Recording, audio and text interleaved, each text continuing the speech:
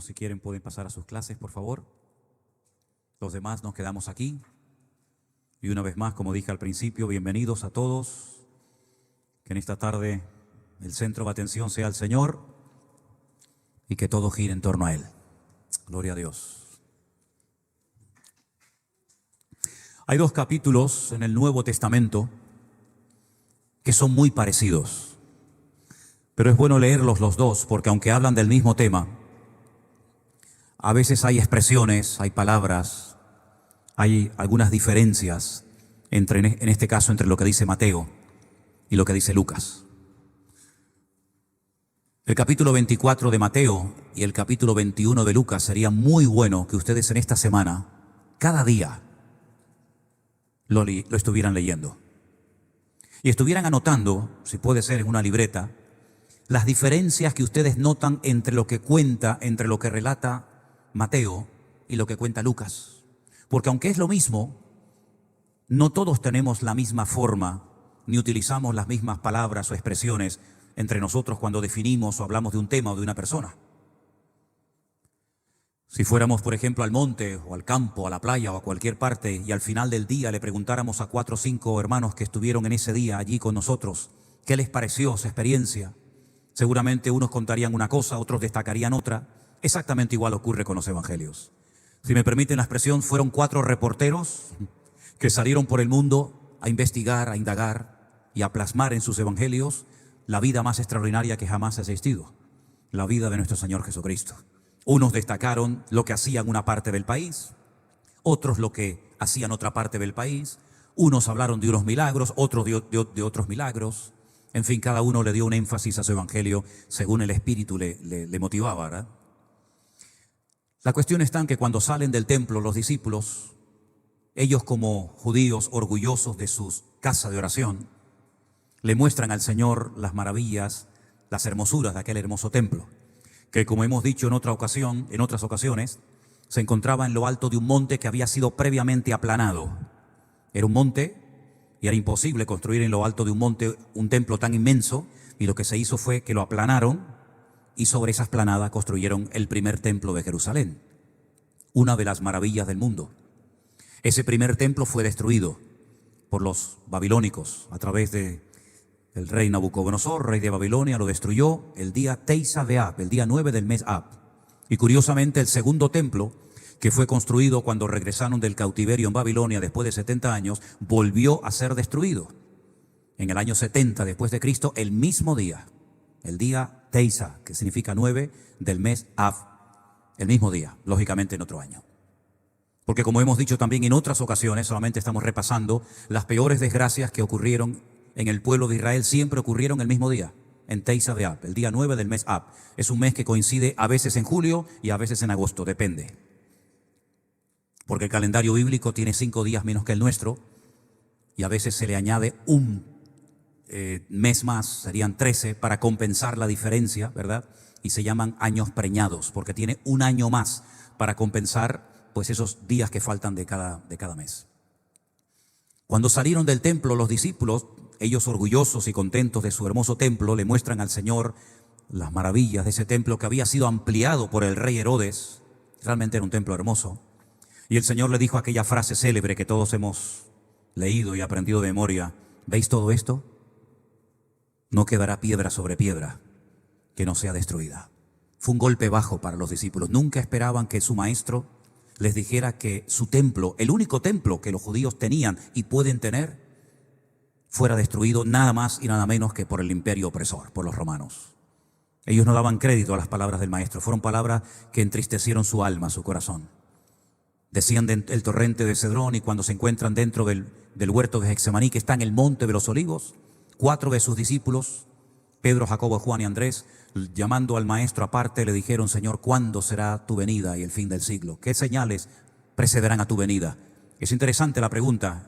Es todo un estudio bíblico en sí mismo la pregunta, porque si lo tienen delante, ¿de qué venida están hablando? En todo caso hablarían de cuándo sería tu manifestación o tu reinado, pero ¿qué señal habrá de tu venida? Evidentemente están hablando palabras muy profundas que no son conscientes de lo que están preguntando. Y el Señor le da una respuesta extraordinaria, que es todo el capítulo 24 de Mateo. Y también el 21 de Lucas. Léalo en esta semana, por favor. Van a aprender muchísimas cosas. Parte de ese capítulo ya se ha cumplido. El sitio de Jerusalén, la destrucción del templo, ¿verdad? Pero hay una parte muy amplia de ese capítulo 24-21 de Mateo de Lucas que no está cumplida. Y yo creo que como nunca antes en las iglesias hoy en día se tiene que predicar de los acontecimientos finales. Lo que se conoce en el mundo de la teología como escatología, el estudio de los acontecimientos finales. Es una lástima que haya creyentes que no sepan nada de lo que va a ocurrir en los últimos tiempos. Es una lástima que haya iglesias que nunca hablan de esto. Incluso he conocido pastores que me dicen, yo nunca he predicado del Apocalipsis, ni de Daniel, ni de Ezequiel, ni de esos profetas, porque lo que dicen no lo entiendo. Y yo les decía siempre lo mismo, pues estudie, que para eso es pastor. Y para eso está ahí, para estudiar y para enseñar a su pueblo. Lo que no puede ser es que estemos ya en los últimos tiempos, que estamos, y no sepan muchos cristianos qué es lo que va a ocurrir, y cómo va a ocurrir, y cómo, y cuándo, y todas esas cosas, ¿verdad?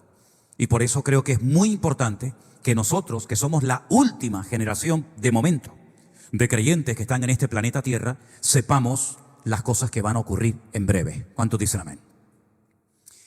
En Lucas capítulo 21, el verso 22, hay unas palabras de Cristo muy interesantes porque dice que estos días, los días finales, serán días de retribución para que se cumplan todas las cosas que están escritas.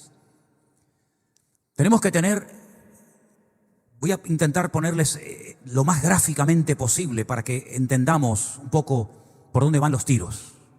En este tiempo presente estamos anhelando la venida del Señor, ¿sí o no? Y sabemos que va a venir pronto.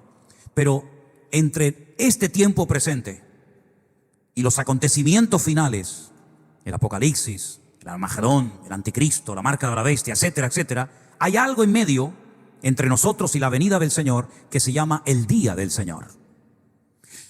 Y me acuerdo que un día, hablando del día del Señor, basándome en Apocalipsis capítulo 1, al día siguiente me escribió una persona que me dice, no te olvides de que el día del Señor es el día de reposo, el día del Shabbat. Y yo le dije, sí, está bien, tienes razón, el día de reposo es el Shabbat, eso es incuestionable, no está anulado, no lo ha desplazado el Nuevo Testamento, ni mucho menos. Pero no te olvides tú de que el día del Señor es mucho más que el día de reposo. El día del Señor es un cúmulo de acontecimientos que muchos profetas hablaron de él y que también recibe el nombre de el día del Señor. Así que no solamente cuando hablamos en la Biblia del día del Señor hablamos del día de reposo, sino que el día del Señor es mucho más que el día de reposo. Y hay cientos y cientos de versículos a lo largo y ancho de la Biblia que hablan acerca de lo que es en sí el día del Señor. Lógicamente no vamos a leer los cientos de versículos que hablan sobre el tema, porque esto no es un seminario, esto no es una escuela bíblica, y estaríamos mucho tiempo y muchos días. Pero yo he hecho una selección de algunos versículos acerca de lo que la Biblia dice que va a ocurrir en el día del Señor. Y vamos a empezar, por ejemplo, y los tengo aquí todos anotados, por el libro de Isaías, el capítulo 13, del 9 al 11. Vamos a ver qué nos dice ese varón de Dios, ese profeta, acerca de lo que es el día del Señor. Isaías 13:9. He aquí, el día de Jehová viene terrible y de indignación y ardor de ira, para convertir la tierra en soledad y raer de ella a sus pecadores. ¿Se dan cuenta cómo hablan de algo que no tiene nada que ver con el día de reposo, con el Shabbat? Es otro tema completamente diferente. Por lo cual las estrellas de los cielos y sus luceros no darán su luz, y el sol se oscurecerá al nacer, y la luna no dará su resplandor. Y castigaré al mundo por su maldad, y a los impíos por su iniquidad, y haré que cese la arrogancia de los soberbios, y abatiré la altivez de los fuertes. Todo eso, que nos llevaría mucho tiempo explicar una por una lo que significa cada una de esas palabras, es lo que para Isaías es el día del Señor. Vamos a ver la versión que nos da del día del Señor Joel, capítulo 2, del 1 al 3. Tocad trompeta en Sión. ¿Qué es Sión en la Biblia? Es uno de los 70 nombres que recibe la ciudad de Jerusalén, aunque también Sión es un monte. Saben que hay un salmo que dice, así como Jerusalén tiene montes alrededor de ella y cada uno de esos montes recibe un nombre. Uno de los nombres que recibe uno de los montes que rodea Jerusalén es el monte de Sión, donde está el aposento alto que se puede visitar. donde está el cenáculo, donde Jesús partió el pan y el vino, y donde está, por ejemplo, enterrado el rey David. Pero también a Jerusalén se le conoce como Sión, aunque tiene 69 nombres también, que están todos en la Biblia. Tocad trompeta en Sión y dad alarma en mi santo monte. Tiemblen todos los moradores de la tierra, porque viene el día de Jehová. Porque está cercano. Día de tinieblas y de oscuridad, día de nube y de sombra. Sobre los montes se extiende el alba. Así vendrá un pueblo grande y fuerte. ¿Ves cómo hay un dato más que nos da Joel que Isaías no nos dice? Vendrá un pueblo grande y fuerte. Semejante a él no lo hubo jamás, ni después de él lo habrá en años, en muchas generaciones. Delante de él consumirá fuego, tras de él abrazará llama. Como el huerto del Edén será la tierra delante de él, y detrás de él como desierto asolado, ni tampoco habrá quien de él escape. Es un día terrible. Son unos días, realmente son unos años terroríficos. Vamos a ver qué nos dice Amós, otro gran profeta del Antiguo Testamento, capítulo 5, del 18 al 20. Ay de los que deseen el día de Jehová. ¿Para qué queréis este día de Jehová? Será de tinieblas y no de luz, como el que huye delante del león y se encuentra con el oso, o como si entrare en casa y apoyare su mano en la pared y le muerde una culebra. ¿No será el día de Jehová tinieblas y no luz, oscuridad y no tiene resplandor? Vamos a ver, por ejemplo, el profeta Sofonías. ¿Qué nos dice? Sofonías, capítulo 1. Sofonías, capítulo 1, del 14 al 18. Cercano está el día grande de Jehová, cercano y próximo. Es amarga la voz del día de Jehová, gritará allí el valiente. Día de ira aquel día, día de angustia y aprieto. Día de alboroto y de asolamiento, día de tiniebla y de oscuridad. Día de nublado y de entenebrecimiento. Día de trompeta y de almazara sobre las ciudades fortificadas y sobre las altas torres. Y atribularé a los hombres y andarán como ciegos, porque pecaron contra Dios. Y la sangre de ellos será derramada como polvo, y su carne como estiércol. Ni su plata ni su oro podrá librarlos en el día de la ira de Jehová, pues toda la tierra será consumida con el fuego de su celo, porque ciertamente destrucción apresurada hará de todos los habitantes de la tierra. Tremendo, ¿eh? ¿Saben que el Nuevo Testamento también emplea la expresión Día del Señor para referirse a estos acontecimientos? Por ejemplo, en 1 de Tesalonicenses 5, 1 y 2. Pero acerca de los tiempos y de las ocasiones no tenéis necesidad, hermanos, de que yo os escriba, porque vosotros sabéis perfectamente que el día del Señor así vendrá como ladrón en la noche. Y terminamos con un versículo de Pedro acerca del día del Señor. Segundo de Pedro 3:10. Pero el día del Señor vendrá como ladrón en la noche, en el cual los cielos pasarán con grande estruendo, y los elementos ardiendo serán deshechos, y la tierra y las obras que en ella hay serán quemadas. ¿Cuántos dicen amén? ¿Alguien quiere los apuntes que tengo aquí? ¿Los versículos? Toma, te los regalo. Ahí está. El día del Señor. Antes de que venga el día del Señor, los acontecimientos finales, el Señor Jesucristo dio una lista enorme, inmensa de cosas que van a ocurrir. Una de ellas, catástrofes, terremotos, pestes, hambre, guerras y rumores de guerras, reino contra reino, nación contra nación. Y por haberse multiplicado la maldad, el amor de muchos se enfriará. Mirad que nadie os engañe, porque vendrán falsos cristos, falsos mesías. La palabra Cristo es la palabra griega porque viene del hebreo Mashiach, ungido. Vendrán falsos ungidos. Esto tiene una doble interpretación. Vendrán personas que se van a hacer pasar por el verdadero Mesías, aunque son falsos, y habrán personas con una falsa unción que harán creer a muchos creyentes que tienen una unción sobrenatural de lo alto. Y entonces se preguntarán algunos, ¿y cómo podemos discernir? ¿Cómo podemos saber si la persona que está en el púlpito profetizando, predicando, supuestamente haciendo milagros, etcétera, etcétera, está actuando bajo la influencia de la unción santa de Dios o bajo una unción falsa? Para eso tienes la Biblia. Este es el filtro. Por eso dice la palabra de Dios que es importante escudriñar las Escrituras, porque en ella encontramos la verdad. Una persona sabia, poderosa y firme en las Escrituras difícilmente, por no decir imposible, será seducida y engañada para creer en falsos mesías, en falsos profetas, en falsos maestros o en falsos siervos de Dios. Y será una de las señales de los últimos tiempos. Y han proliferado falsos ungidos por todas partes del mundo y han engañado a millones de creyentes. Y este tiempo de confinamiento, si de algo ha servido, es para que muchos tengan tiempo para leer y estudiar la palabra y para que comiencen a comprobar si todo lo que han aprendido realmente es así o no era así. Y por eso muchas veces le he dicho a algunos, ¿por qué predicas eso? ¿Por qué dices eso? ¿Lo has comprobado, lo has estudiado o eres como un loro que repite lo que otros han dicho o han hecho y no has comprobado a la luz de las Sagradas Escrituras si realmente lo que estás haciendo es correcto o es simplemente un método o un estilo o una forma de actuar que ni siquiera sabes si es de Dios o no es de Dios, aunque te dé resultados?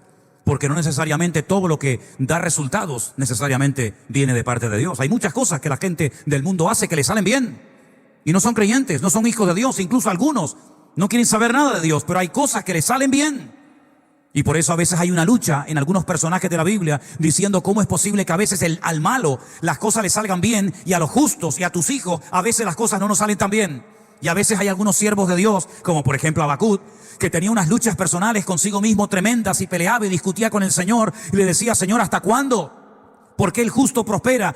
¿Por qué el impío prospera y el justo no? Y entonces el Señor le da una serie, ¿verdad?, de explicaciones. Y muchas veces también vemos en los Salmos estas luchas de algunos siervos de Dios que no sabían en ese momento por qué a los malos a veces parece que todo les sale bien y a los creyentes parece que todo les sale mal.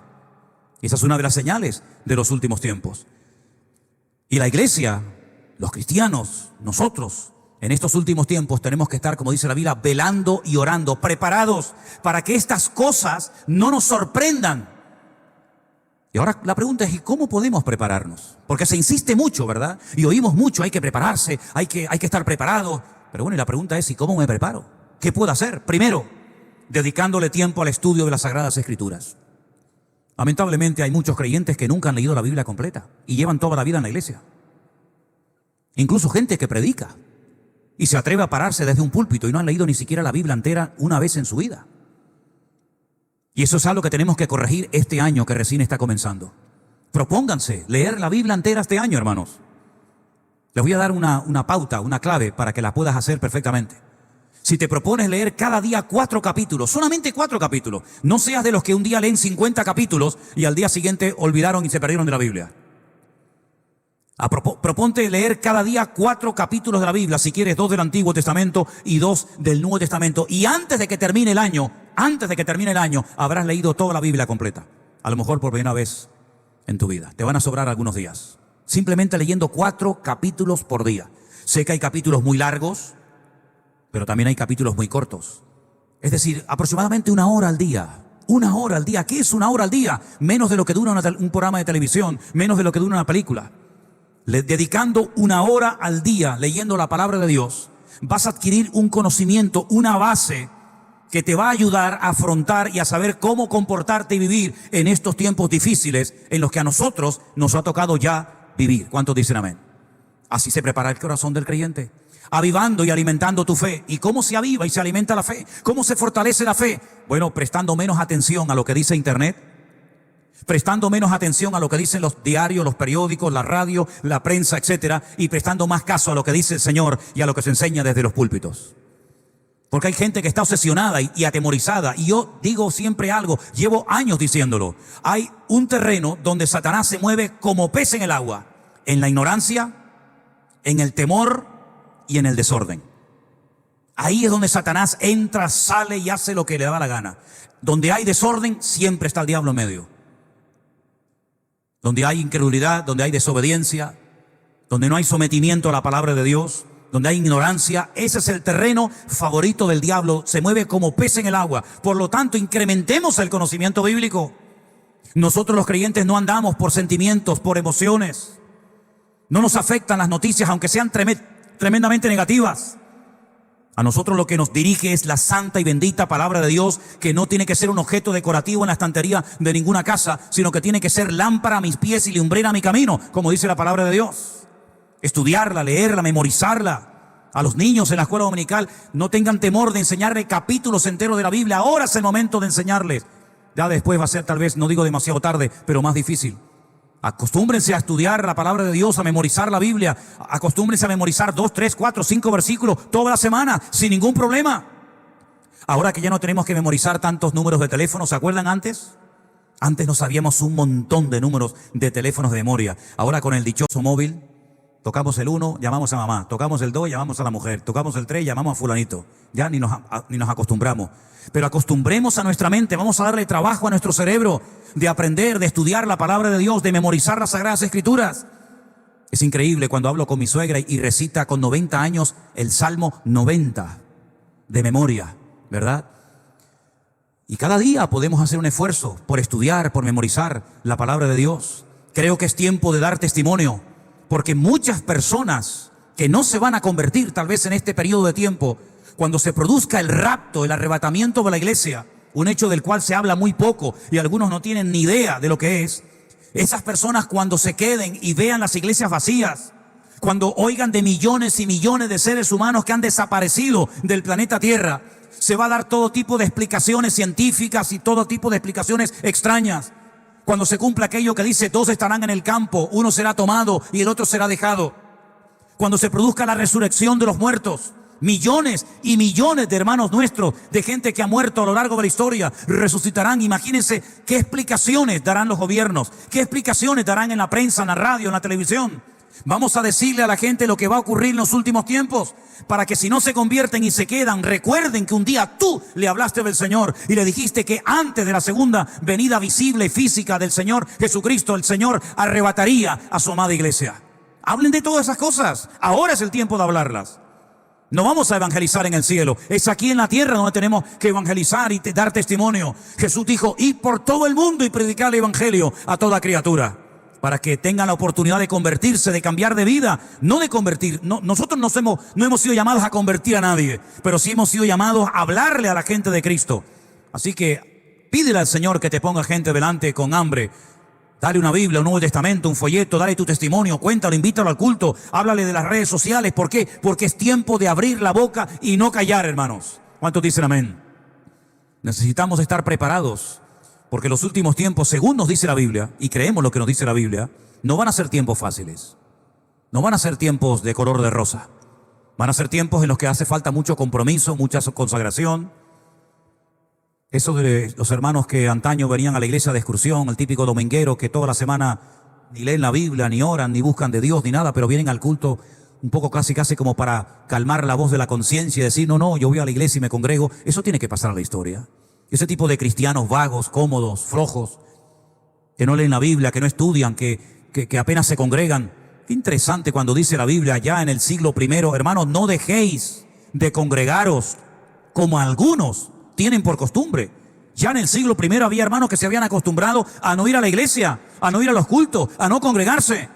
Y tan bíblico es orar, leer la palabra de Dios, como congregarse en una iglesia. No es bíblico que una persona no se congregue. No es bíblico que una persona no tenga una congregación, un pastor. Por eso incluso le hemos ofrecido a mucha gente que por problemas de edad, de enfermedad o por cualquier otro problema no tienen donde congregarse, le hemos ofrecido la posibilidad de darles, como llamamos, la iglesia virtual, para que tengan un lugar donde puedan escuchar casi cada día palabra de Dios. Cada día hay alguna reunión en los distintos grupos que tenemos organizados en muchas naciones del mundo. O cultos de damas, o cultos de jóvenes, o cultos de niños, o cultos de oración, o cultos de hombres. Todos los días tenemos algo. ¿Para qué? Para que el que quiera buscar, crecer y madurar tenga la oportunidad de poder recibir la palabra, la instrucción, el consejo necesario, para que no pierda el tiempo, sino que pueda realmente estar firme y constante, creciendo en la obra del Señor siempre. ¿Cuántos dicen amén? No hay tiempo que perder, hermanos. Estamos viviendo tiempos en los que ya no se pueden hacer planes a largo plazo. Hoy estamos aquí, echa un vistazo a los que están a tu alrededor, gira la cabeza, mueve la cabeza, mira al que está a tu lado. Capaz que no lo vas a ver en las próximas 2 o 3 semanas. Porque no sabemos si ustedes van a poder venir el próximo domingo, porque tendrán que venir tal vez otros hermanos. A lo mejor te toca otra vez, pero hay hermanos que llevan ya varios domingos sin poder venir, porque cuando abren el chat para poder anotarse, ya se cumplió. A veces no entiendo cómo hay hermanos de esta iglesia que dicen, ay, me olvidé de escribir. No lo entiendo, créanme que no entiendo cómo hay personas que un domingo se pueden olvidar de levantarse temprano, abrir el chat y apuntarse para poder venir al único culto que a lo mejor vas a venir durante toda la semana. Pero seguro que mañana lunes no te vas a olvidar de ir a trabajar. Seguro que no te vas a olvidar de ir a cobrar la paga cuando te llame la Seguridad Social y te diga, mira, ya la paga ha sido aprobada. Seguro que no te vas a olvidar de lo que a ti te interesa en el fondo. Pero algunos se olvidan de levantarse temprano un domingo y apuntarse para venir a un culto de 1 hora y media o 2 horas, ¿verdad?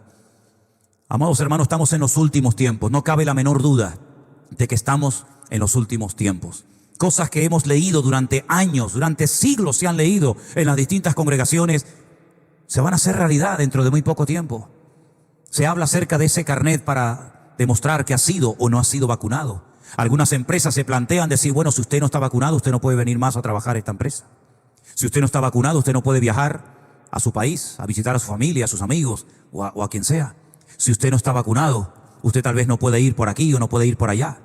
Y todo esto es simplemente un ensayo, una preparación de algo que la Biblia viene anunciando hace 2000 años, que para algunos era como algo imposible, era como tal vez algo que se equivocó Juan a la hora de escribirlo, no lo recibió bien, pero que ahora muchos se dan cuenta de que aquello que había dicho Juan hace 2000 años, de que en los últimos tiempos toda la raza humana, pequeños, grandes, blancos, negros, ricos, pobres, todos los seres humanos, hombres, mujeres, de todas las naciones de la tierra, serían marcados como animales, introduciéndoles en su cuerpo un chip, una marca.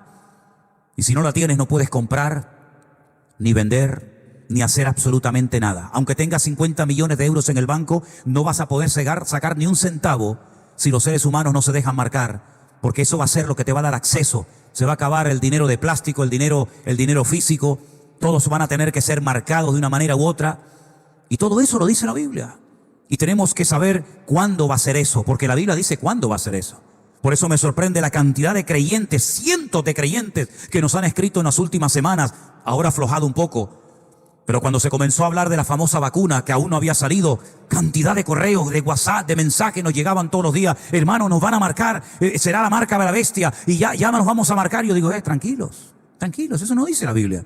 Pero hermano, ¿usted cómo sabe que con la vacuna no nos van a poner el chip? Digo, no es que yo lo sepa, es que la Biblia dice cuándo lo van a poner y quién lo va a poner y cómo lo van a poner. Por lo tanto, hermanos, tranquilos, relájense, disfruten de su vida cristiana y no estén atemorizados porque Satanás se mueve en el miedo, en la ignorancia y en el desorden. Pero lamentablemente nunca he visto tantos cristianos asustados como en estos últimos años, en estos últimos meses, creyendo que ya se acababa todo. Me llegó una vez un correo de una hermana de una congregación que, según lo que ella me contaba, y los que oyen y ven lo del pastor online saben que no miento, de una hermana que decía que el 31 de diciembre del año pasado su pastora, una pastora de la congregación de esta hermana, había profetizado en la iglesia que el Señor Jesucristo vendría. No sé cuántos vieron ese programa, no sé cuántos vieron ese día. Y yo dije, eso es mentira. Jesucristo no va a venir el 31 de diciembre. Y yo lo voy a demostrar. Claro, cuando dices eso, tienes que tener las ideas muy claras. Yo dije, Jesucristo no va a venir el 31 de diciembre. Y se lo voy a demostrar. El primer pastor online de enero, que no sé si fue el día 1, no me acuerdo exactamente qué día cayó. Si ustedes me ven a mí en directo a las 6 de la tarde por el Facebook, quiere decir que Jesucristo no vino. Y efectivamente Jesucristo no vino. Y aproveché la oportunidad para decir, y ahora díganle a esa pastora o como se llame, que es una falsa profeta, que ha engañado a toda una iglesia y que muchos hermanos estaban asustados porque creían que Cristo venía el 31 de diciembre. ¿Y cómo yo sabía que Cristo no viene el 31 de diciembre? Porque conozco las profecías. Y porque sé lo que tiene que ocurrir primero, segundo, tercero, cuarto y quinto. Y el Señor Jesucristo va a venir cuando se haya cumplido A, B, C y D. Y hasta que esto no se cumpla, Él no puede venir. Pero ¿cuántas veces hemos oído, hermano, Cristo puede venir en cualquier momento? Yo les aseguro que mañana y esta noche no va a venir el Señor Jesucristo. ¿Y cómo lo puedo saber? Si el jueves cuando usted venga al culto me ve aquí, Cristo no vino. Entonces no les mentí. Si ustedes vienen al culto el jueves y no hay culto el jueves porque ya nos hemos ido con el Señor, evidentemente me equivoqué. Eso es la base, esa es la fortaleza que te da el conocer la palabra de Dios y no vivir atemorizados, no viendo fantasmas por todos los lados, sin saber, hermanos, qué hacía Daniel cuando estaba en el cautiverio en Babilonia. ¿Cuántos habéis leído el libro de Daniel? Es un libro muy profundo, ¿verdad? ¿Qué hacía Daniel cuando veía que ya se estaba acercando el tiempo del cumplimiento de aquellos 70 años que había profetizado Jeremías antes de la destrucción de Jerusalén? Comenzó a leer en los libros, comenzó a leer las profecías y él sabía perfectamente que el tiempo estaba cerca. Y nosotros podemos decir con toda honestidad y con toda seguridad que Cristo está más cerca que nunca de venir. Pero todavía falta algo. Todavía faltan una serie de cosas que se tienen que cumplir. Y cuando un creyente las ignora, vive a veces asustado, que si la vacuna, que si el nuevo orden mundial, que si esto, que si aquello. Y el Señor no nos ha llamado a vivir en temor, sino a vivir en paz. Y a dormir en paz. Y a estar permanentemente en paz. Porque el Señor Jesucristo nos ha hablado muy claramente acerca de las cosas que van a ocurrir y en orden cronológico, para que sepamos cuánto falta y cuánto no falta. El día y la hora evidentemente nadie lo sabe, pero por las señales que vemos sabemos cuánto tiempo falta. O usted cuando va, por ejemplo, de aquí al sur, ¿no hay señales por la carretera? Sé que hay algunos hermanos, gente que ha venido del sur en esta tarde, cuando vayan hacia el sur, en dirección a su población, a su ciudad, fíjense todas las señales que van a ir encontrando por el camino. Hay un montón de señales, tal vez docenas y nunca te has dado cuenta, que te van indicando por dónde vas, cuántos kilómetros te faltan, si hay un cruce, si no hay un cruce, qué población te encuentras primero, qué población te encuentras segundo. Si vas a ir, por ejemplo, a las Américas, tienes que pasar antes por San Isidro. ¿Sí o no? Tienes que pasar antes por los cristianos. Es decir, las señales te van indicando cuánto te falta para llegar a tu destino. Y las señales proféticas le enseñan a la iglesia cuánto le falta para llegar a su destino eterno. Es decir, al arrebatamiento, a la venida de Cristo y a las bodas del Cordero y a estar por la eternidad con Él. Pero si usted no conoce las señales, usted será engañado, usted vivirá asustado, usted vivirá en angustia. Y Dios no nos ha llamado a vivir en angustia y en temor, sino, repito, en paz. Con nosotros mismos, con nuestros hermanos y con Dios. Eso es lo que dice la palabra de Dios. Miren, por ejemplo, al Señor Jesucristo en la tormenta. ¿Cómo podía Él dormir en la tormenta? Porque Él sabía que no iba a morir ahogado. Los discípulos tenían miedo de morir. Cristo no tenía ningún miedo de morir ahogado. ¿Por qué? Porque Él conocía las Escrituras. Y Él sabía, por ejemplo, a través del Salmo 22 o a través de Isaías 53 y otros pasajes, que las Escrituras profetizaban que Él moriría crucificado entre dos malhechores. Y en una barca no lo iban a crucificar. Por lo tanto, Él dormía tranquilamente. Y cuando lo despiertan al Señor y calma y se hace una gran bonanza en la tormenta, Él dice, hombres de poca fe. Actuamos con poca fe cada vez que dudamos y cada vez que ignoramos las señales proféticas que Dios nos ha dejado en su palabra. Dice la Biblia, y lo hemos leído esta tarde, que tendrán que venir tiempos de retribución. Un sinónimo de retribución es recompensa. Otro sería paga. Otro sería salario. Es decir, las naciones de la tierra van a experimentar una paga de su pecado, de su desobediencia, de su apartamiento de Dios, antes de que venga el Señor Jesucristo. Por eso cuando la Biblia habla de guerra, de rumores de guerra, de divisiones, de pelea, de plagas, etcétera, etcétera, es la justa retribución de la ira de Dios en contra de las naciones que le han dado descaradamente las espaldas al Señor. Y por eso dice que vendrá la hora de prueba, y ya empezó, la hora de prueba que ha de azotar y ha de golpear a todas las naciones de la tierra. Pero yo te guardaré de la hora de prueba, dice el Señor. Ahí lo pone en Apocalipsis. Es decir, que da igual si ahora estás en Venezuela, en Cuba, en Estados Unidos, en Europa o en África. Da exactamente igual. Ya no hay a dónde escapar. Antes la gente se volvía loca por ir a Estados Unidos, porque parece que Estados Unidos era el paraíso terrenal. Ya no lo es. Hablando con pastores de vez en cuando que me llaman, me dice, ya no es Estados Unidos el paraíso terrenal. Es mucho más difícil vivir hoy aquí que en nuestros países que dejamos hace años atrás. Pero cuántos creyentes se movían simplemente por necesidades económicas, por un buen trabajo, por un buen sueldo. Veían las películas americanas y decían, uy, yo quiero tener ese estilo de vida, yo quiero vivir así, yo quiero vestir así, yo quiero tener esos carros, esos coches. Pero ha llegado el momento en el que ya no hay una nación a la que tú digas, vamos, que allá sobra trabajo, allá hay de todo. Hasta en Egipto sobraba de todo en los tiempos de la Biblia, pero ni siquiera hoy en día hay un Egipto al que el creyente pueda ir para recibir consuelo y alivio. Pero el Señor que dice, venid a mí, los trabajados y cargados, que yo os haré descansar. Esa es la cruda realidad, porque hay algunos que se empeñan en seguir creyendo que lo material va a llenar el vacío que solamente Cristo puede llenar. Y la Biblia dice, queda un reposo para el pueblo de Dios. Hebreos dice, si el reposo hubiera sido el día del Shabbat, ¿ya lo tienen? ¿Por qué dice que todavía queda un reposo para el pueblo de Dios? ¿Será que cuando entremos en Canaán tendremos reposo y descansaremos? ¿Por qué dice la Biblia que siga habiendo un reposo pendiente para el pueblo de Dios? Entonces no era el Shabbat, no era la tierra de Canaán. El verdadero día de reposo, la verdadera paz y calma para el alma se encuentra en Cristo Jesús, nuestro Señor. Y hasta que el hombre no tenga comunión y relación con Él, puedes vivir donde quieras, tener lo que tú quieras, pero el vacío en tu corazón seguirá estando, porque nada ni nadie podrá llenarlo sino solamente Él. Por eso dice la palabra de Dios: venid a mí los trabajados y cargados, que yo os haré descansar. ¿Y quién no se cansa? ¿Quién no se agota? Pero en estos tiempos el Señor ha estado hablando y sigue hablando de una manera tremenda a los dirigentes del mundo, que han demostrado lo inútiles que son, han demostrado lo ineficaces que son. Las medidas preventivas en la mayoría de los casos no han producido los resultados que se esperaban, pero sin embargo los que hemos confiado y dependemos del Señor podemos decir: hasta aquí nos ha guardado nuestro Dios. ¿Cuántos dicen amén? Hasta aquí nos ha guardado el Señor. Y yo hablo por lo que me toca a mí. Yo no represento a nadie, pero yo sí puedo hablar de que hasta aquí a nosotros el Señor nos ha guardado, nos ha bendecido, y aquí todavía hay un oasis de paz en medio del desierto, para la gloria de Dios. Bendito sea Dios. Y ahí están los niños recibiendo la palabra de Dios, y ahí están ustedes sentados, porque Dios ha sido fiel. Bendito sea Dios. Gloria a Dios. Gloria a Dios.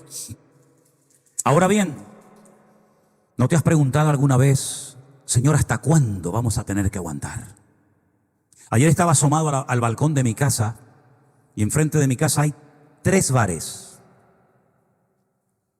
Y salían los borrachos del bar. En eso venía una ambulancia que se cruzó con un camión de bomberos, y pasaba un muchacho por la calle dando unos alaridos tremendos, tremendos. Y en ese momento me vino lo que dice la Biblia, que en la presencia del Señor estaremos en una ciudad cuyas calles son de oro, las puertas son de perlas. Y yo decía: Dios mío, el mundo tan hermoso que tú le diste al hombre, y en lo que lo ha convertido, en una poserga, en un lugar de desprecio, de odio, de tantas cosas. Y a veces agarra a la gente a las cosas de aquí. Si fuéramos capaces de elevarnos y ver la herencia tan hermosa que el Señor tiene para nosotros, ¿verdad? Y uno se pregunta muchas veces: Dios mío, ¿hasta cuándo vamos a tener que aguantar todo lo que está ocurriendo? Pero si ustedes prestaron atención a la lectura que se leía en esta tarde, dice aquí el Señor: entended, necios del pueblo. Salmo 94, 8.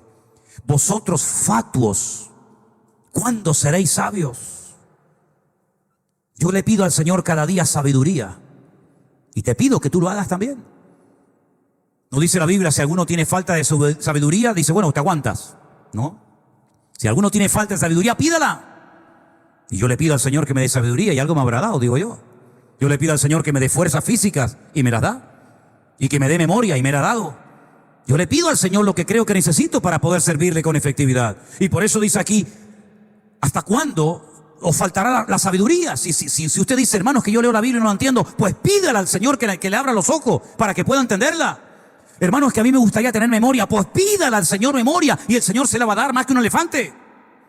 Pídale al Señor lo que le haga falta, no tenga miedo, no diga: ay, a mí es que cómo me gustaría tener esa memoria, y a mí cómo me gustaría abrir la Biblia y entenderla. Pues pídele al Señor. ¿O qué te crees que yo hago?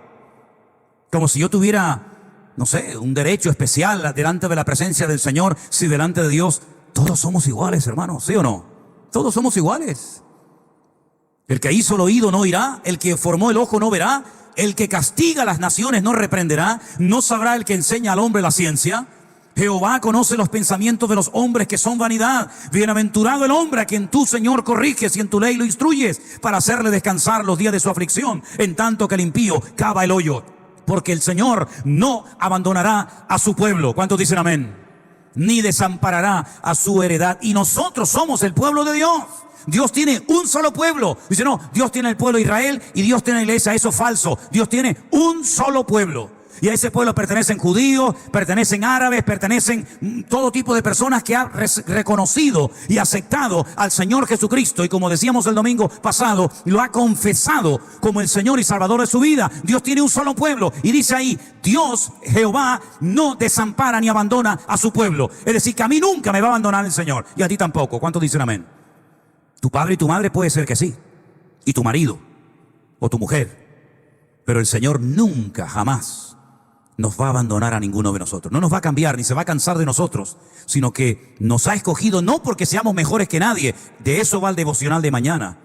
No es que ustedes eran mejor que los otros pueblos, no, sino que por misericordia y por amor yo los escogí a ustedes, porque a ustedes no les quería a nadie. Pero el Señor nos amó con amor eterno.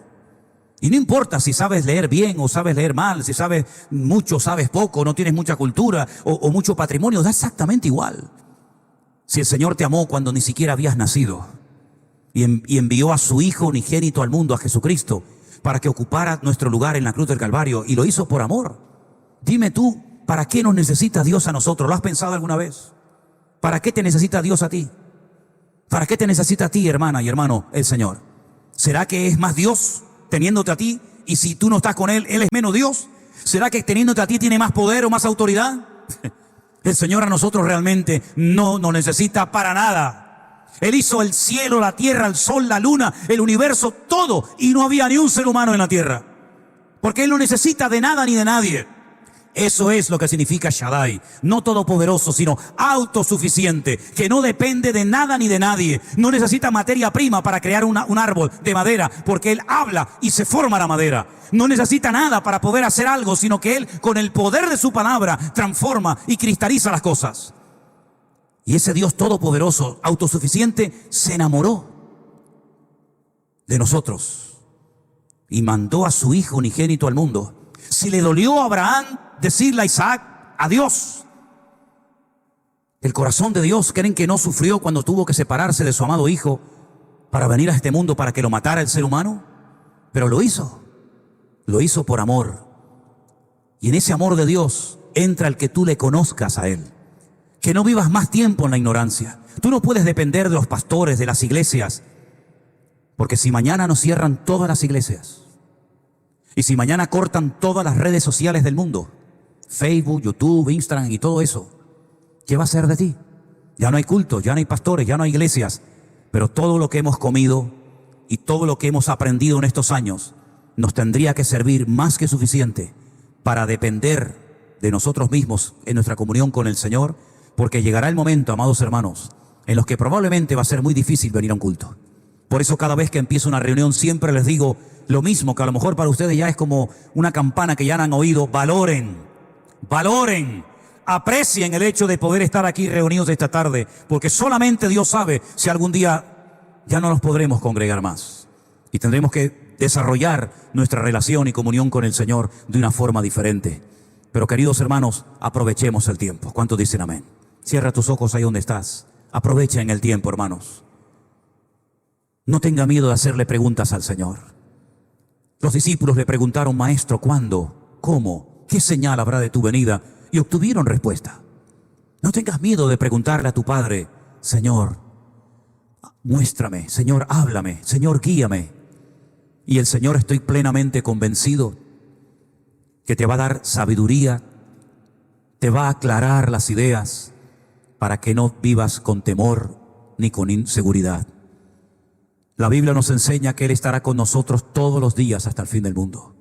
Y la Biblia es palabra de Dios y es verdad. La Biblia nos enseña que aunque nuestra propia madre y padre nos abandonara, Él nunca nos abandonará. Por lo tanto, mis queridos hermanos, velemos. Sabemos que vienen días de retribución. Sabemos que el día del Señor viene, pero por eso tenemos que estar preparados, velando y orando, para estar cada día más firme y más cerca de los caminos del Señor. Bendito sea tu nombre, Padre amado. Bendito sea tu nombre, oh Dios Todopoderoso. Te ruego, Señor, en el nombre de Jesús, que nos ayudes en estos tiempos difíciles en los que estamos viviendo. Gracias por el culto que hemos podido celebrar en el día de hoy, Señor. Guárdanos durante todos estos próximos días. Danos la oportunidad de hablarle a la gente de tu amor, de tu palabra. Decirles que aunque no lo crean, Cristo viene pronto, que se preparen, Señor. Y si en esta tarde hubiera entre nosotros algún hermano tibio, alguien frío, alguien apartado, alguien que ha caído y tropezado, Señor, toca su corazón, vuelve a encender el fuego en su corazón, para que se vuelva a enamorar de ti, Señor Jesús, y ponga su mano en la brecha y siga caminando contigo todos los días de su vida. Señor, muchas gracias por tu paciencia y por tu amor. Acompáñanos, Señor, durante toda esta semana. Guarda a nuestros hijos, guarda a los niños, a los jóvenes, a cada una de las familias.